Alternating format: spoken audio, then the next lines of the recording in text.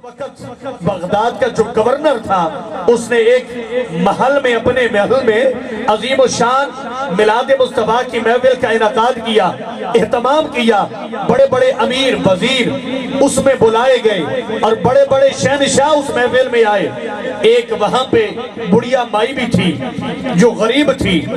अब वो गरीबी के लिबास के अंदर अपनी बेटी को कहती है कि आज बादशाह के महल में नबी का मिलाद हो रहा है, हम भी जाते हैं नबी के मिलाद में, हम भी तो नबी का कलमा पढ़ते हैं, जाके नबी की मिलाद की महफिल में बैठते हैं, जी हमारी बख्शिश का वसीला बन जाएगा, बख्शिश का जरिया बन जाएगा। बुढ़िया माई ने बेटी के साथ मशवरा किया। बाहम मशवरे के बाद घर में जो अच्छा लिबास था, यूं कह लें कि जिसके ऊपर पैबंद कम लगे हुए थे, उन्होंने जेबे तन किया। अब बादशाह के महल की चौखट पे आए, वहां पे खड़े चौकीदार जो हजरात थे उन्होंने रोक लिया। क्या बुढ़िया माई किधर जा रही है? उसने कहा मुझे पता चला है कि नबी का मिलाद हो रहा है, तो मैं नबी के मिलाद में आई हूँ। उस चौकीदार ने कहा अम्मा तुझे पता नहीं है कि ये बादशाह के यहाँ महफिल हो रही है, यहाँ आम बंदा नहीं आ सकता, जहाँ बादशाह वजीर अमीर आएंगे, जब बादशाह अमीर वजीर आएंगे तो तुम्हारी यहाँ पे आने की जरूरत नहीं है, तुम्हारी जगह नहीं है। बुढ़िया की बेटी की आंखों में आंसू आ गए। बुढ़िया की बेटी कहती अम्मा क्या नबी सिर्फ अमीरों का था? क्या सिर्फ अमीरों को ये इजाजत है? अम्मा कहती है बेटा ऐसी बात नहीं है, आओ हम अपने घर चलते हैं, हम अपने घर में ही अपने नबी के मिलाद की महफिल कर लेते हैं, अपने घर में नबी की महफिल सजा लेते हैं। बुढ़िया माई उसकी बेटी अपने घर आ गई। जब घर आ गई, घर में जो कुछ बनता था, पानी था या जो कुछ खाने की चीजें थी, सामने रखी और नबी की जात पर दरूदो सलाम पढ़ना शुरू कर दिया।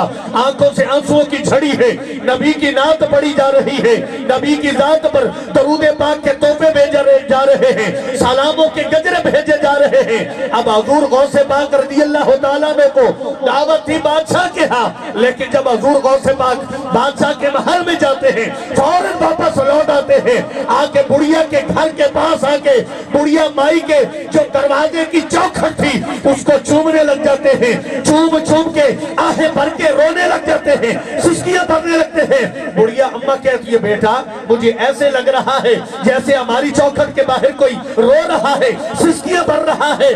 बुढ़िया माई की बेटी जो है उठ के बाहर जाती है, देखती है कि नूरानी शख्सियत है, नूरानी चेहरा है, सफेद लिबास सेबे तन है। आके कहती अम्मा कोई बुजुर्ग है जो हमारी चौखट को चूम भी रहा है, चूम चूम के रो भी रहा है। बुढ़िया माई जब आके देखती है, बुढ़िया माई हैरान हो जाती है कि चौखट को चूमने वाला कोई आम शख्स न था, बल्कि वलियों का सरदार हुजूर गौसे पाक थे। हुजूर गौसे पाक के कदमों पे गिर के बुढ़िया माई कहती है ऐ मेरे सर के ताज, ऐ गौसे ज़मां, हमसे ऐसी क्या गलती हुई कि आप हमारी चौखट को चूम रहे हैं? हम तो बड़े गुनाहगार हैं, हम तो बड़े सियाकार हैं, हमारे इतने नसीब कैसे कि आप हमारे दर पे तशरीफ लेके आए, हमारे लिए इतना काफी था कि आप आ गए हैं। लेकिन अब यूं तो गुनाहगार न कीजिए कि आप हमारी चौखट को बोसे दें। आपकी दावत तो बादशाह के हाथ थी, तो आप यहाँ पे कैसे आए?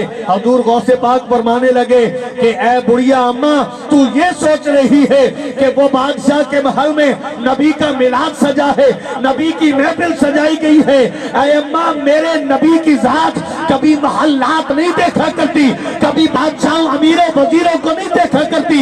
मेरे नबी की जात तो अपने जो गुलाम है उनके दिलों को देखा करती है। बल्कि यूं कह दूं, एक शायर ने क्या खूबसूरत जुमला कहा, न मुखड़ा न मुखड़े दा दिल वेख दे, अल्लाह वाले जे वेखण ते दिल वेख दे।